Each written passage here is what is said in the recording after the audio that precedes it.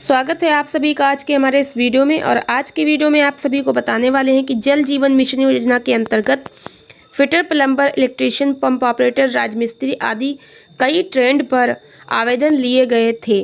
प्रत्येक ग्राम पंचायत से 13-13 पदों पर आवेदन थे और आपको बता दें कि सभी 13-13 पदों पर ट्रेनिंग शुरू हो चुकी है। कुछ लोगों की ट्रेनिंग हो भी चुकी है, आज भी ट्रेनिंग हुई है। किसको कितना मानदेय मिलेगा ये भी जानकारी आपको बताएंगे। और ट्रेनिंग जो है वो किसकी पहले होगी, किसकी बाद में होगी, कैसे ट्रेनिंग हो रही है, क्या कुछ इसमें ट्रेनिंग में बताया जा रहा है, और साथ ही ट्रेनिंग कहाँ पे होगी, कितने दिन की होगी, और प्लस जो है ट्रेनिंग में जो टूल किट मिलती है उसमें क्या क्या मिलता है, ये पूरी जानकारी हम आपको बताएंगे। तो आज की वीडियो पूरा एंड तक देखिएगा और साथ ही वीडियो अच्छी लगे तो लाइक शेयर कीजिएगा। चैनल पर पहली बार आए सब्सक्राइब जरूर कर लीजिएगा। तो आगे मैं ऐसे जल जीवन मिशन से रिलेटेड आगे भी वीडियो लाऊंगी, जल सखी से रिलेटेड भी वीडियो लाऊंगी और पूरी जानकारी आपको बताऊंगी। चलिए आपको बताते हैं।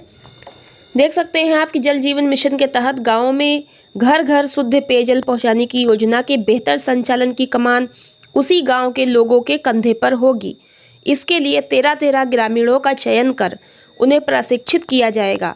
कुल 902 में से 450 ग्राम पंचायतों ने तकनीकी कर्मियों की सूची जल निगम को सौंप दी है। उधर 2 कार्यदायी संस्थाएं ग्राम पंचायतों में पाइपलाइन बिछाने, ओवरहेड टैंक की स्थापना और ट्यूबवेल के निर्माण समेत अन्य कार्य तेजी से कर रही हैं। तो यहाँ पर आपको बता दें कि 450 ग्राम पंचायतों में तेजी से काम शुरू हो चुका है। अब शहरी क्षेत्र के नागरिकों की तरह ही ग्रामीण क्षेत्र के निवासियों को भी शुद्ध पेयजल उपलब्ध कराने के लिए केंद्र सरकार द्वारा जल जीवन मिशन का संचालन किया जा रहा है। इसके तहत सभी 902 ग्राम पंचायतों में घर घर पाइपलाइन के जरिए शुद्ध पेयजल पहुंचाना है। लगभग 1.5 वर्ष पहले 2 कार्यदायी संस्थाओं को शासन स्तर पर नामित किया गया था। इनमें वेल स्पेन मुंबई व बिरला ग्रुप से जुड़ी BTL शामिल है।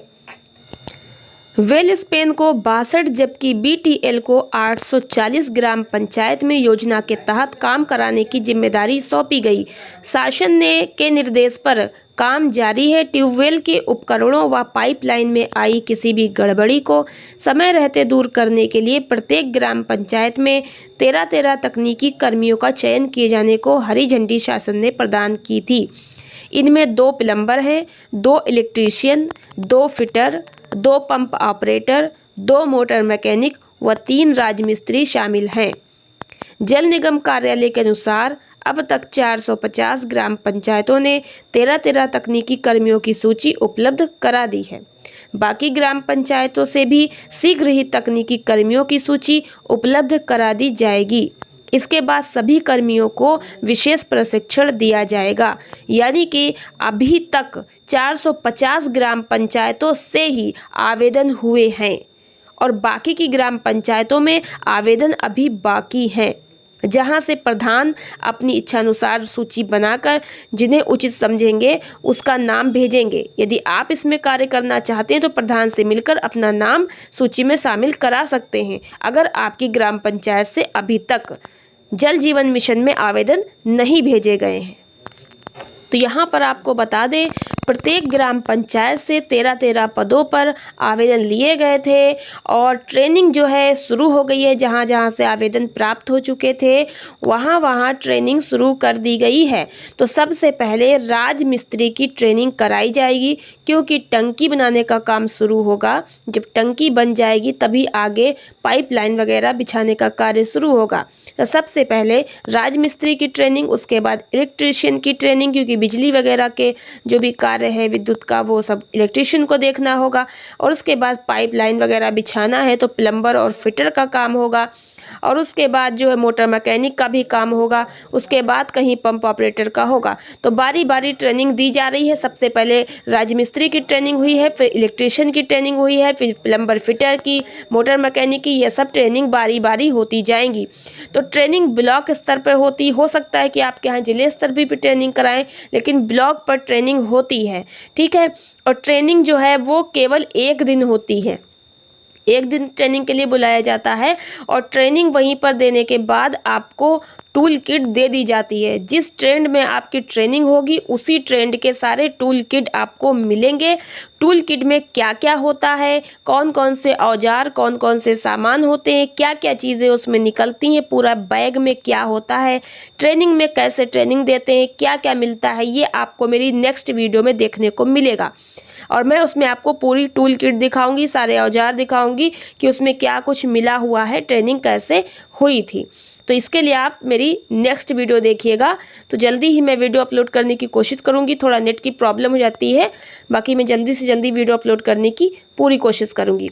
तो इस तरह से ट्रेनिंग जो आपकी जब हो जाएगी उसके बाद आप काम शुरू करेंगे। कैसे शुरू करेंगे? ट्रेनिंग होने के बाद वहीं पर आपको सर्टिफिकेट भी मिल जाएगा, टूल किट के साथ में सर्टिफिकेट भी मिल जाएगा। जिसकी ट्रेनिंग हो जाएगी सर्टिफिकेट मिल जाएगा, वो चयनित हो गया समझ लीजिए, और वही जो है उस पद पर कार्य करेगा।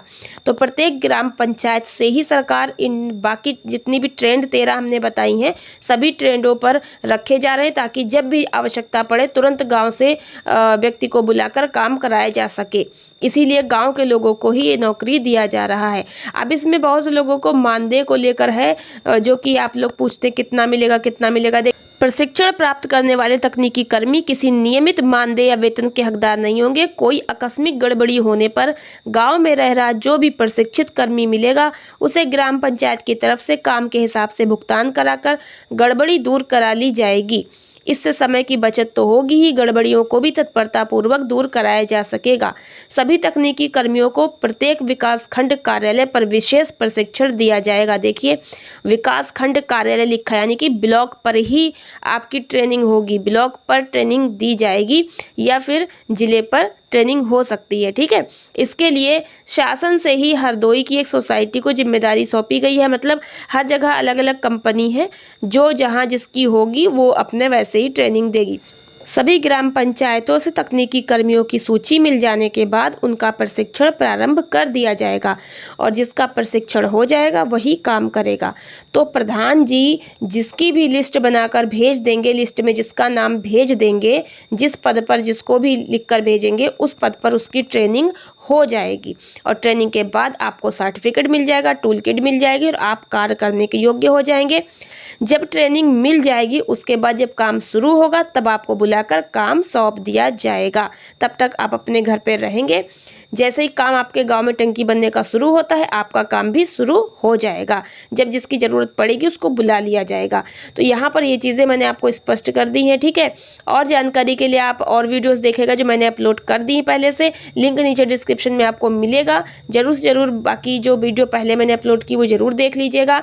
और साथ ही आपको बता दें कि जब तक काम टंकी बनाने का चलेगा सभी को मानदेय मिलेगा। टंकी बनने के बाद जो है फिर जल सखी की भी भर्ती होगी, जो महीने का मतलब कि उसको मानदेय भी दिया जाएगा। उस पर भी मैं वीडियो बना दूंगी, डिटेल में समझा दूंगी। और जो बाकी जितने भी ये ट्रेंड है इन पर समय समय पर काम लिया जाएगा। जब काम पड़ेगा तब इनसे काम कराया जाएगा, इनके काम के बदले इनका जो भी मेहनताना होगा वो दे दिया जाएगा बाद में। तो इस तरह से ग्राम पंचायत में ये लोग सरकारी रजिस्टर्ड रहेंगे कि हाँ इस जल जीवन मिशन के अंतर्गत इस स्टेट पे ये व्यक्ति जो है चयनित है। तो जब भी काम पड़ेगा उस व्यक्ति को बुलाया जाएगा। अगर फिटर का काम है तो फिटर को बुलाएंगे, प्लम्बर का काम प्लम्बर को बुलाएंगे, जिसका भी काम होगा उसको बुलाकर कार्य करवाया जाएगा। जैसे मान लीजिए कि जो है टंकी की टोटी खराब होती है, कुछ होता है तो फिटर प्लम्बर ये सब होते हैं। अगर इलेक्ट्रॉनिक में कोई दिक्कत आती है तो विद्युत में तो इलेक्ट्रीशियन को बुलाया जाएगा। इस तरह से मतलब ये लोग गाँव में जब भी आवश्यकता पड़ेगी इनसे काम कराया जाएगा, इनको मानदेय इनका दे दिया जाएगा जो भी काम का होगा। तो मिलते हैं नेक्स्ट वीडियो में अधिक जानकारी के साथ। आज की वीडियो में इतना ही, धन्यवाद।